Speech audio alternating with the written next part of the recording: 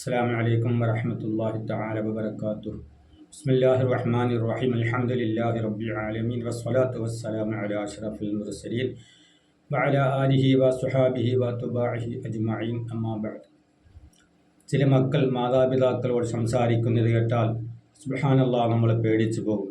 കൊച്ചു കുട്ടികളോട് അല്ലെങ്കിൽ കൂട്ടുകാരോട് സംസാരിക്കുന്നത് പോലെ ഇങ്ങോട്ട് വിളിച്ചാൽ അങ്ങോട്ട് പോവുക, പറഞ്ഞാൽ ഒരു അനുസരിക്കാതെ വായിൽ വരുന്ന മറുപടിയും പറഞ്ഞ് വായിൽ വരുന്ന വർത്തമാനവും പറഞ്ഞ് മാതാപിതാക്കളോട് തട്ടിക്കയറുന്ന മക്കൾ, അനുസരിക്കാത്ത മക്കൾ, അവരെ വകവെക്കാത്ത മക്കൾ, അങ്ങനെയുള്ള മക്കൾ ഒരിക്കലും ദുനിയാവിലും ആഖിറത്തിലും രക്ഷപ്പെടാൻ യാതൊരു സാധ്യതയുമില്ല. മക്കൾ എപ്പോഴും മാതാപിതാക്കളെ അനുസരിക്കണം. പിതാവിനേക്കാൾ കൂടുതൽ നമ്മൾ സ്നേഹിക്കുകയും സഹകരിക്കുകയും സ്നേഹിക്കുകയും ചെയ്തത് മാതാവിനെയാണ്. കാരണം 10 മാസം വയറ്റിൽ ചുമന്ന് പ്രസവിച്ചു മുലകൂട്ടി താലോലിച്ച് വളർത്തി വലുതാക്കി അങ്ങനെയുള്ള മാതാവ് നമ്മളെ വിളിച്ചാലോ എന്തെങ്കിലും പറഞ്ഞാലോ നമ്മൾ കൈയൊടനെ അത് അനുസരിക്കുകയും അവരെ സ്നേഹിക്കുകയും അവരെ തലയോടുകയൊക്കെ ചെയ്യണം. ഒരിക്കൽ ബഹുമാനപ്പെട്ട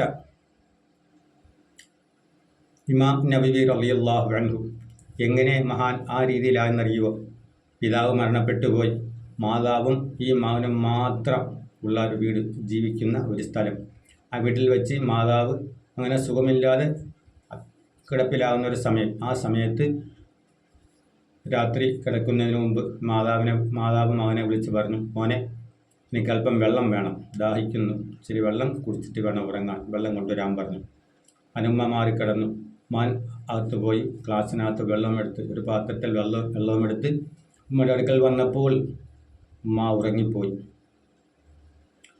ഉമ്മ ഉണരുമ്പോൾ ഉറങ്ങുന്ന ഉമ്മയെ ഉണർത്തുന്നത് ശരിയല്ലല്ലോ എന്ന് കരുതിയ മോൻ വെള്ളപാത്രമായിട്ട് ഉമ്മയുടെ അരികെ നിന്നു. അവിടെ ഇരുന്നില്ല. അത് അപകടമാണെന്ന് അറിയാവുന്ന മകൻ അവിടെ ഇരുന്നില്ല. ആ വെള്ളപാത്രമായിട്ട് ഉമ്മയുടെ അടുക്കൽ നിന്നു, വിളിച്ചില്ല. ആ ഉമ്മ ഉണർന്നത് എപ്പോഴാണ്? സുബഹിയുടെ സമയത്താണ് ഉമ്മ ഉണർന്നത്. ഉമ്മ ഉണർന്ന് കണ്ണ് തുറന്ന് നോക്കുമ്പോൾ സുബ്ഹാനല്ലാഹ്, ആ മകൻ വെള്ളപാത്രമായിട്ട് ഉമ്മയുടെ അരികെ നിൽക്കുകയാണ്.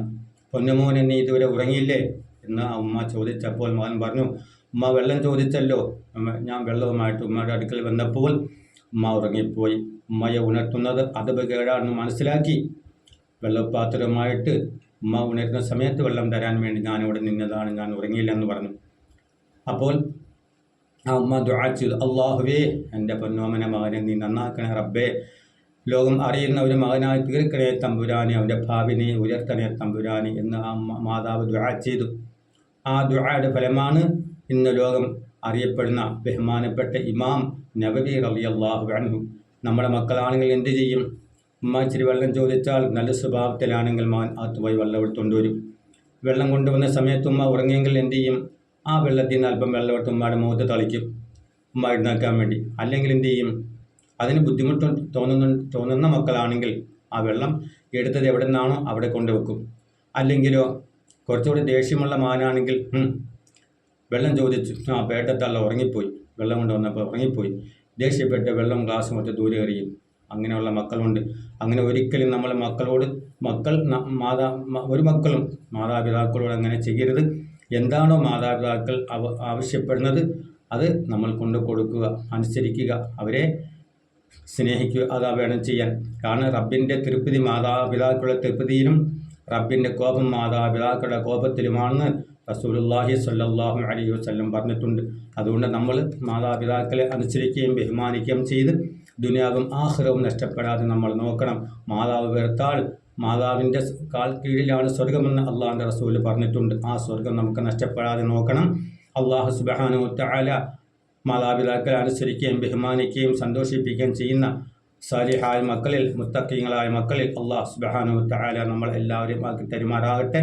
വാഖിറു ദഅ്വാനാ അൽഹംദുലില്ലാഹി റബ്ബിൽ ആലമീൻ. അസ്സലാമു അലൈക്കും വറഹ്മത്തുള്ളാഹി തആല വബറകാതുഹു.